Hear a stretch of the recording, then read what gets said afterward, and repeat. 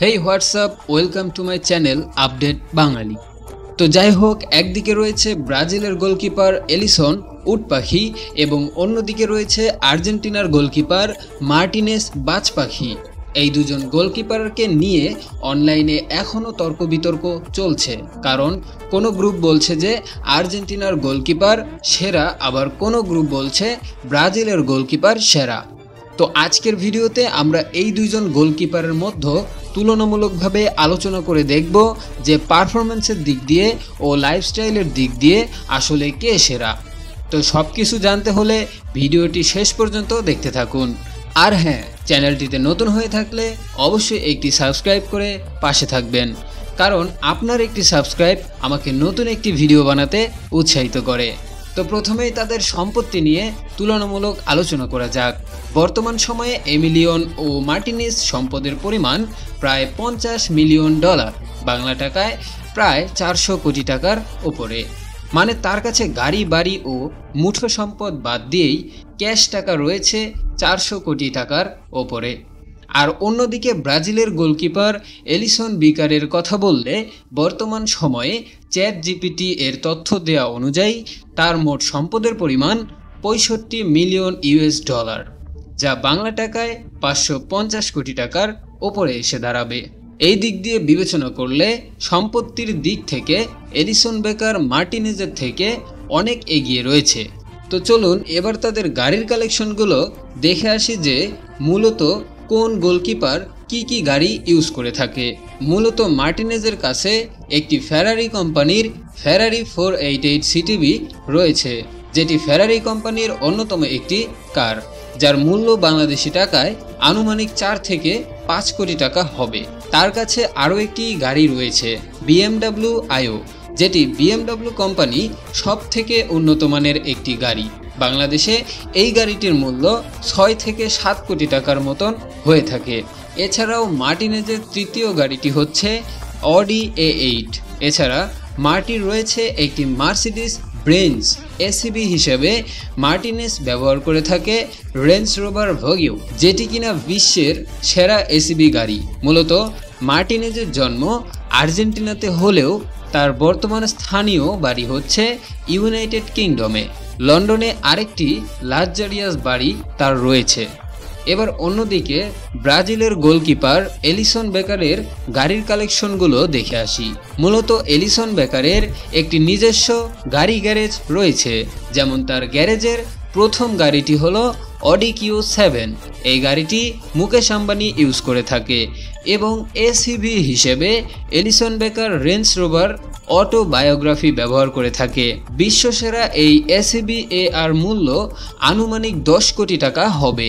এছাড়াও বেকারের কাছে রয়েছে মার্সিডিস ব্র্যান্ডের AMG G63, যা বাংলাদেশের প্রধানমন্ত্রী শেখ হাসিনা ব্যবহার করত। এছাড়াও এই গাড়িটি দুবাইয়ের রাজপুত্রের কাছে রয়েছে। আপনি শুনলে অবাক হবেন যে এই গাড়িটি সেই পুরোটাই সোনা দিয়ে তৈরি করা হয়েছে।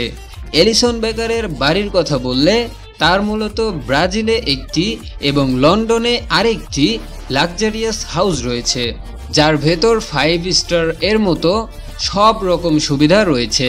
এবার নজর দেওয়া যাক এই দুইজন গোলকিপারের পারফরমেন্সের দিকে। তো বন্ধুরা, একজন গোলকিপার হিসেবে সবচেয়ে গুরুত্বপূর্ণ বিষয় হচ্ছে উচ্চতা। যেই গোলকিপারের উচ্চতা যত বেশি, তার জন্য সেটা তত সুবিধাজনক হয়ে থাকে। আর্জেন্টিনার গোলকিপার মার্টিনেজের উচ্চতা হচ্ছে 6 ফুট 5 ইঞ্চি এবং অন্যদিকে ব্রাজিলের গোলকিপার টেলিসনের উচ্চতা হচ্ছে 6 ফুট 3 ইঞ্চি। মানে মার্টিনেজের চাইতেও তার উচ্চতা কিছুটা কম। আর বয়সের কথা বললে তাদের দুজনের বয়স একদমই সেম। মানে এলিসন বেকারের বয়স 32 অর্থাৎ 32 বছর এবং মার্টিনেজের বয়সও 32 বছর। মূলত এমিলিয়ান ও মার্টিনেজের ক্লাব হচ্ছে অ্যাস্টন ভিলা FC এবং অন্যদিকে এডিসন বেকারের ক্লাব হচ্ছে লিভারপুল ক্লাব। বন্ধুরা, মূলত দুজনের ক্লাব ক্যারিয়ারের কথা বললে এমিলিয়ানো মার্টিনেজের ভিতরে তাদের ক্লাব ক্যারিয়ারের মোট হলুদ কার্ড পেয়েছে 8টি এবং অন্যদিকে এলিসন বেকারও তার ক্লাব ক্যারিয়ারে মোট হলুদ কার্ড পেয়েছে 8টি। এই দিক থেকে দুজনই সমান সমান। এবং রেড কার্ডের কথা যদি বলি, আর্জেন্টিনার গোলকিপার ও একটি লাল কার্ড পেয়েছে এবং ব্রাজিলের গোলকিপারও একটি লাল কার্ড পেয়েছে।